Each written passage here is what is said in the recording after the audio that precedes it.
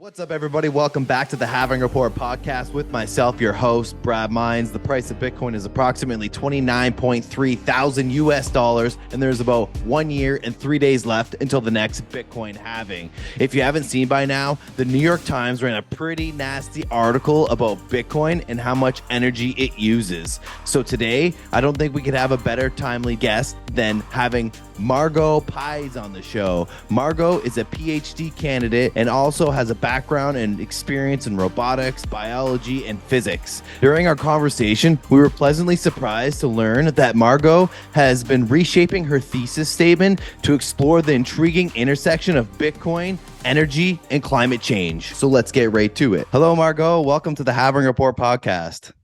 Hi, thanks for having me. Yeah, thanks for doing this today.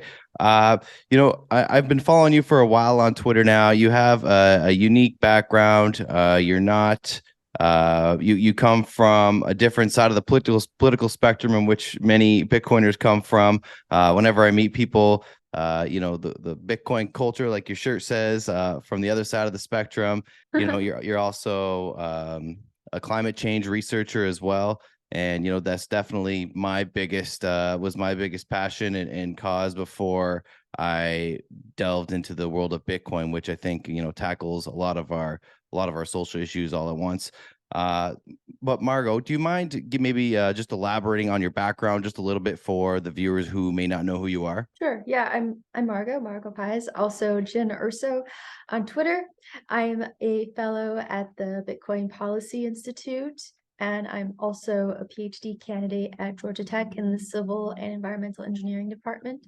So I was there working on a statistical-based climate model that's meant to do some predictions about other climatic variables like rainfall, looking at droughts. But I'm on leave at the moment from the university, and I'm trying to reframe my thesis around Bitcoin mining because it's sort of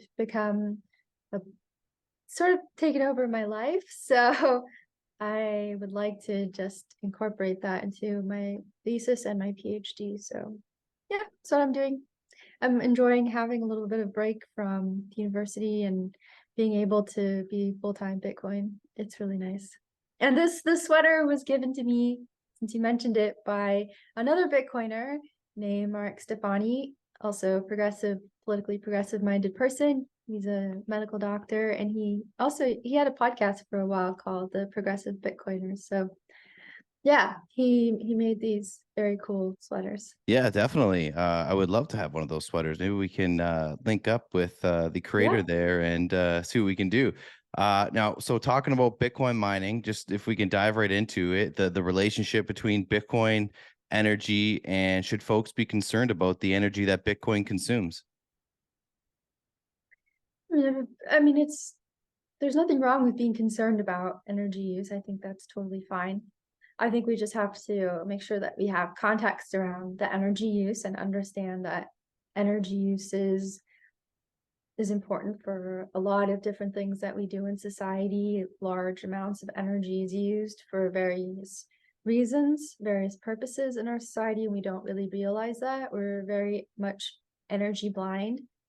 And because of that, it's really easy to mislead somebody to believe that just because a particular industry uses a significant amount of energy, that it's a bad thing. So, I don't know if that made sense. I kind of lost my train of thought there, but it's okay.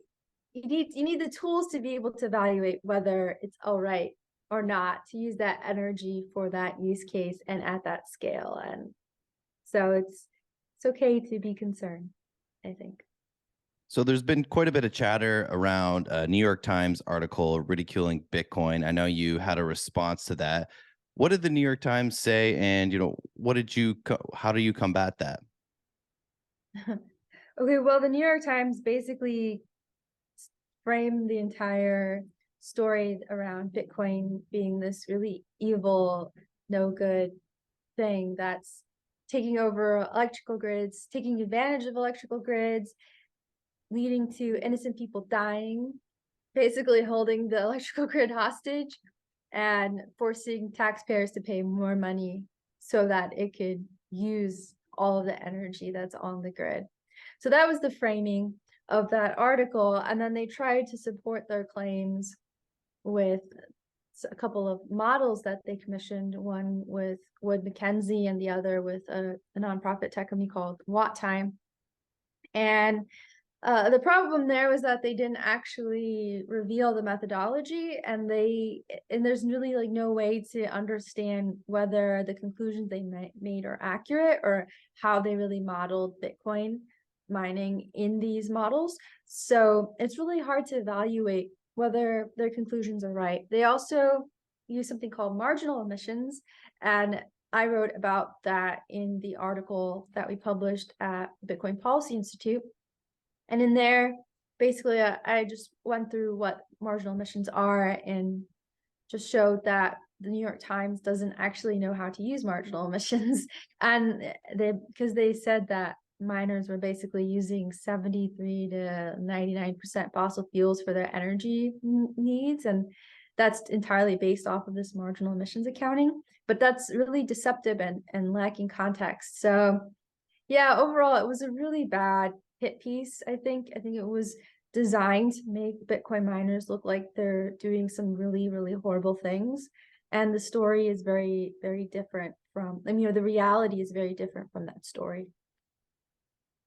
Now, there's a lot of focus around a lot of these big media companies lately, and I'm not sure if you noticed the confliction between Elon Musk and NPR News on Twitter, and them pulling out because of the government-backed label. I know you have a background in journalism as well. What or some experience in journalism? Like, what's this current state of, reporting, and how do you see it moving forward in the future? Wow. Well, reporting I think journalism has been in trouble for quite a long time, ever since the internet sort of started taking off. The newspapers have really suffered. I think that newspapers are really driven now by clickbait because it's become a really competitive industry. I mean, if you think about it, what really happened was that all of a sudden anyone could publish anything. Anyone could bootstrap a newsletter online or a news outlet, and they could do it for cheap. They could do it from home by themselves, and now suddenly you're competing with that for readers. So that, I think, really destroyed an investigative journalism, really good investigative journalism. And there's very few true amazing investigative journalists left, I think. And the ones that have survived are the ones that have figured out how to basically do it all on their own. And two of my favorites are David Sirota and Matt Taibbi. They really, Matt Taibbi used to be at Rolling Stones, but he's branched off and figured out how to make a name for himself without a label, like a big, print outlet. David Sirota, I think, really has demonstrated all on his own how he could do that. So there are solutions, but it's been challenging. Journalists have really had to figure out how to survive in this really quickly changing environment. So, Oh, can you hear me? in this case, it's really struggled. For sure. You cut out maybe the last like 5 or 10 second. All I heard was they really struggled at the end there.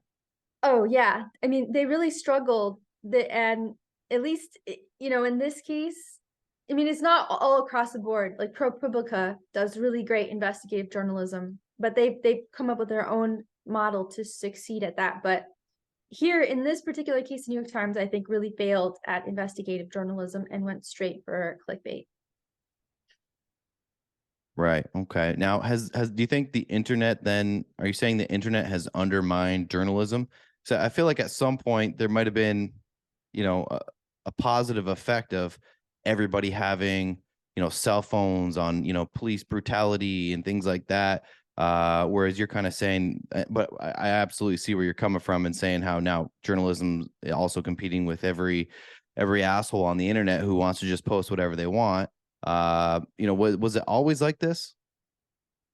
Okay, so I think there's two things. One, yes, I think basically you end up with a very competitive market for journalism, which put a lot of people out of business, a lot of newspapers out of business. Investigative journalism has seriously suffered as a result. On the other hand, newspapers are not immune to historically being propaganda mouthpieces, especially for the government. We've seen that with various wars, the Vietnam War, for example. I mean, Noam Chomsky has wrote an entire book about manufacturing consent, and it's pretty well known that governments and CIA, they leak bits of information out to reporters to get a particular narrative out there. So, it's on the one hand, journalism has suffered. On the other hand, it's not unusual for big major newspapers to promote certain narratives, to manufacture a certain kind of consent for things that they want to do, that the state wants to do. But there's still, even then, there was still a strain of integrity in journalism that used to exist that I think is lost now. And part of it has to do with the fact that newspaper and journalism has become an extremely competitive marketplace. Shifting gears a little bit, what's the current state of climate change? Not great, just to say the least. Not great. It's not great. It's still happening. Climate is becoming unpredictable as expected. For example, in California, I'm from California, so we experienced a pretty intense drought, and then we had atmospheric river after atmospheric river after atmospheric river over this winter and early spring, brought tons of rain, and now we're roughly like cleared out of the drought for now.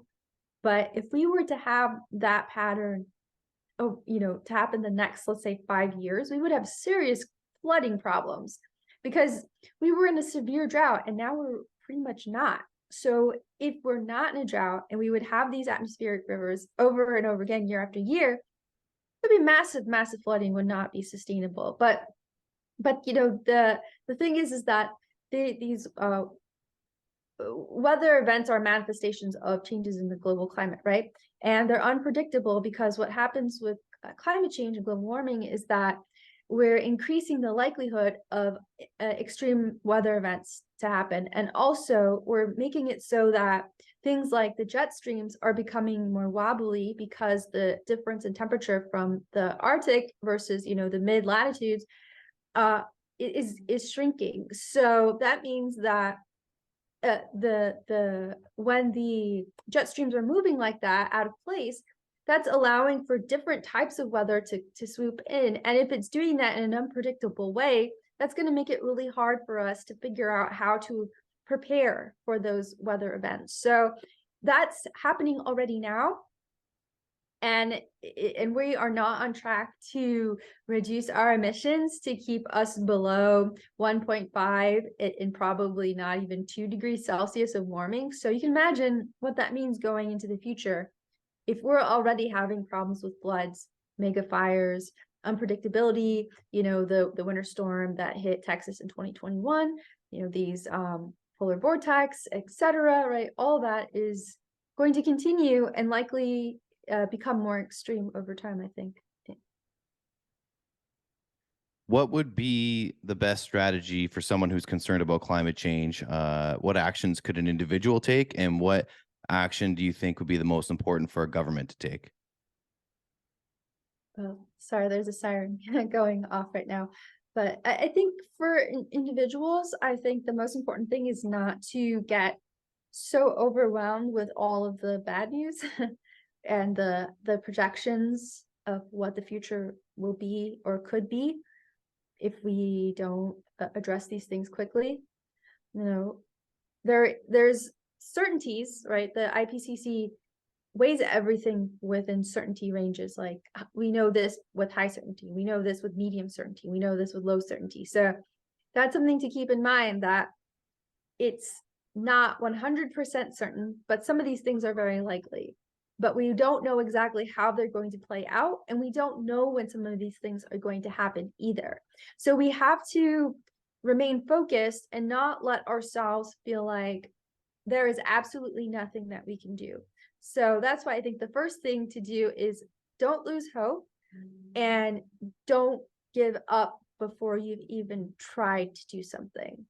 The next thing I recommend is try to do something, whatever it is that you can do in your power, do it. Whether it's, figuring out how to, eat food locally, or maybe you just decide to eat less meat, or maybe you install solar panels. I don't know. Maybe you do something within your community. Maybe you run for local office so that you can figure out how to reduce the emissions in your city. There's things like that that you can do. It doesn't have to be something at the federal level. What politicians need to do, they need to start reading the IPCC reports, because I get the feeling that some of them are not even reading the policymaker IPCC summaries, and they need to read them, and they need to take them seriously, and they need to stop being beholden to these mega corporations, especially certain fossil fuel corporations, and start thinking creatively and innovatively, and be serious about what the task is at hand, because it is an emergency, it is a dire situation in certain ways, but it wouldn't be so dire if the politicians actually took it seriously and talked about it seriously, instead of just using it as a talking point for re-election or election. Like Joe Biden, for example, ran as the climate change president and has not really demonstrated that he's serious about climate change. Is Biden going to be able to run again in 2024, or are we going to see our man Bernie Sanders step up? Well, he says he's planning to run again, but he's not ready to campaign. That's the last I heard about Biden. Bernie will not run against Joe Biden. It's not going to happen. He gets to be in charge of certain committees if he stays on their good side, and I think that's what he's going to do for his remaining career that he has, in office as a senator. He's going to try to make things happen legislatively in the Senate as one of the lines of the Senate. So I don't anticipate Bernie Sanders running again unless Joe Biden says he's not going to. But there are going to be challengers to Joe Biden, one being Marianne Williamson and Robert F. Kennedy Jr. And I'm very interested in seeing both of them on the debate stage, because they both bring very interesting perspectives. And Marianne Williamson was a really nice addition to the debate stage last time around. And I think she brings a lot of, more compassion to the stage. And last time she talked about reparations, which I thought was really interesting. And RFK Jr., I think, will be really interesting, because he is he's an environmental lawyer. So he's going to bring that aspect to the debate stage. He's probably going to talk a lot about climate change. He's probably going to talk about vaccines, I'm guessing, which would be also very interesting, because there's a lot of people in the country who are not happy about how things happen over COVID. And I think that's also really important to hear from that perspective as well. And I think that, the other thing that I think is interesting about RFK Jr. is that he has been reading Nick Carter and is opposed to CBDCs. So I'm really interested in hearing him hopefully get to address those things and maybe push Biden on some of those issues as well. But the question of whether Biden is going to be pushed more to the left this time around without Bernie Sanders on the debate stage, I'm not sure. I mean, Marianne Williamson basically has a Bernie Sanders platform, but I don't know if she is strong enough to be able to do that. We'll see. I mean, it's been 4 years since the last time around, and she has spoken with a lot more people since then, so maybe she's matured a bit more. in that regard. When did You only Bitcoin? asked me about Bernie, but Yeah. I give you Well, a whole political analysis. I know, and I don't want to. I don't want. We could go on, I'm sure, for a long time about a lot of those things. But I do want to move on to a little bit more Bitcoin focus and ask you, when Bitcoin came on your radar, when you kind of took 2 feet into it, and has it changed your politics at all? Yes. But just wow. So Matt Taibbi is on NOSTR now. Okay. He just sent out an email. Sorry. Okay. Could you repeat the question? I got a little distracted when I saw that pop up in my email that Matt No Taibbi is on worries. Yeah. NOSTR. Yeah. No, just yeah. So Noster, like I'm trying to get into a little bit more, but I haven't like is more and more action happening there now? Is the Bitcoin Yeah, community, is that where everyone's living now? sort of. I'm trying to be active on NOSTR. It's hard because there's still a lot going on Twitter. So even though Twitter is not great these days, but yeah, there's a lot of people on there. It's pretty active. It's fun. It's very much Bitcoiners.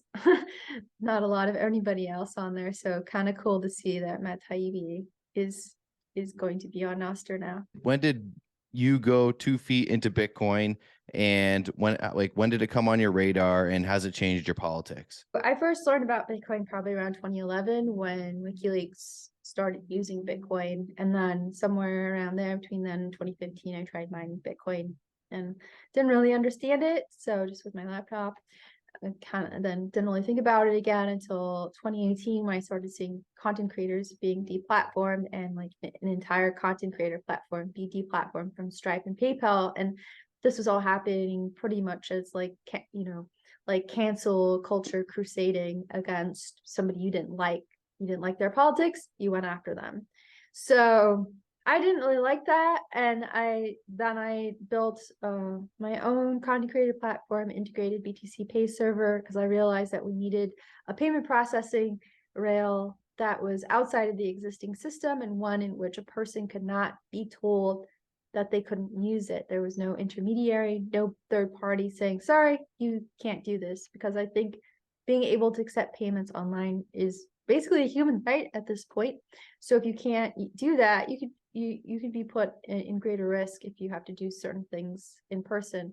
So that's really how I got into Bitcoin. And then in 2020 or so, I started thinking more seriously about the ethics of holding Bitcoin and using Bitcoin. Well, in terms of the environmental impact, because a lot of that stuff was starting to come out more. And I was seeing the headlines and was thinking, oh man, I'm doing stuff around climate change. I'm vegan. I'm a climate activist. Is this ethical for me to do? So that's how I started getting in more onto the mining side and the energy side. And I realized, okay, there's a lot more going on here. And actually there's a potential for Bitcoin mining to do good.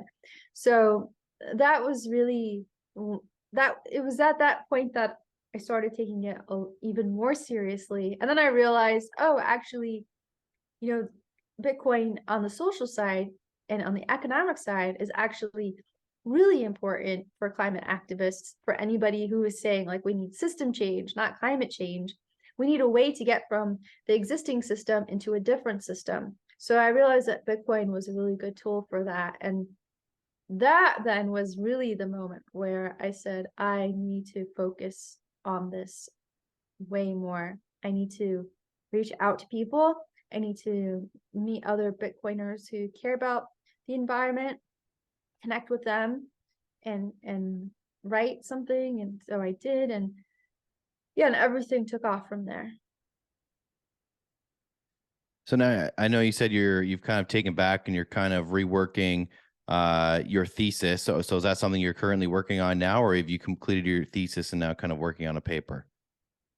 No, I'm my thesis is sort of in progress. I've got a lot of paper ideas in mind, and I'm working with several people in space: Troy Cross, Andrew Bailey, Daniel Batten. Now he's sharing data with me, and we're gonna write a paper. and then also working with Harold Rauter on another paper. So I don't quite know yet. I mean, I have one like major research idea that I think is more engineering like that I think is good for the civil engineering department, which is like an optimize grid optimization type research that would involve Bitcoin mining. But I'm still working on developing that model. So I don't know. Like it depends. So I also have an offer to do this at another university, and there they require like 3 papers for the PhD. So I don't know how loosely tied they have to be, but basically I'm working on it. And it's all Bitcoin stuff, it's all energy stuff, and yeah, papers are being brainstormed and data is being collected as we speak. Well, it's good to see Bitcoin integrate into the academic world and not just, and it's evolved to all walks of life. And it's good to see that happening. What do you think about the ETH 2.0, the merge? I know you're mostly focused on Bitcoin, but a lot of talk about energy use in Bitcoin. A lot of people say it's such an incentive for renewable energy. However, proof of stake essentially brings the energy usage down by 99+%. Should proof of stake mining algorithm be something of interest to folks concerned about climate change? Well, I mean, there's always a question of, do you need more than one proof of work network, right? I would argue probably you don't, at least not at the scales that we're talking about with Bitcoin, right? I'm sort of a maxi in that regard. I'm sure, proof of stake, you can build things on there, I guess. I've heard people doing that. But as you know, fundamentally, I think there is a philosophy around proof of stake that is very different from proof of work. And proof of stake to me is just replicating the existing financial system. And proof of work, has these built-in physical constraints and a highly competitive market that drives down profits and the difficulty adjustment that plays into that. And I think that's really important in terms of preventing that kind of replication of the existing financial system. So I personally am not a fan of proof of stake, especially for money, like real money, like Bitcoin is real money and strives to be, a globally accepted currency. I don't think it makes sense for that, but it might make sense for other things because, as you point out, it doesn't require a lot of power. So yeah, maybe it makes sense for a different use case, but not for the use case that Bitcoin is trying to fill, I don't think. I have a notification on Zoom here, 9 minutes and 45 seconds left of this recording. So Yeah. I appreciate your answer. My next question is, what do you like to do when you're not studying everything Bitcoin? What do you like to do outside of studying? Oh, okay. Let me think. I draw. I can show you a drawing that I made. Absolutely. I love that. Okay, hang on. All right. Okay. This is my most recent one. See if you can see it. Yeah. Wow. Very That's impressive. Is that a it's friend of yours or? graphite. No, it's just a photo I found and I look at it and then I sketch it. So it's graphite pencil. So I use various pencils for that. I draw, and I have recently picked up my old mandolin, which I have over on the side over here. I've been playing it in the mornings as part of my morning routine, which has been really nice actually to do. And I used to play mandolin a long time ago and I completely forgot, so I'm relearning. I also like to play chess and I like to watch movies with my friends. And I read a lot. I read at night. So yeah, I think that's everything that I do.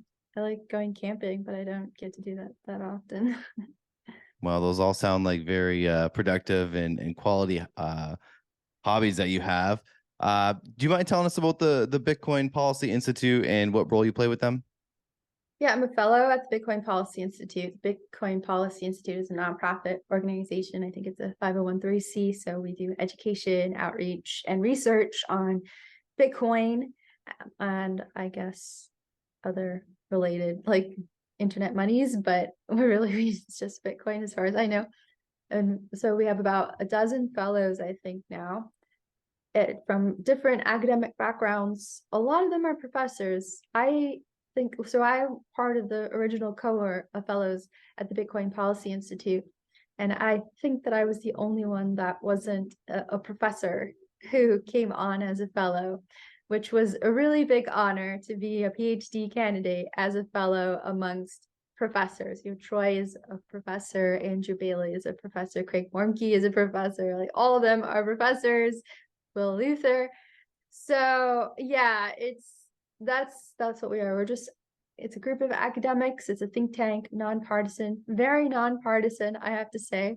We don't all come from the same political backgrounds, and we're just trying to do really good, excellent research and outreach. And we have a summit on April 26th in Washington, D.C., and that is going to be for policymakers and selective guests. So if you're in the industry and you want to attend, you can go to btcpolicysummit.org, and there's info on there on how to do that.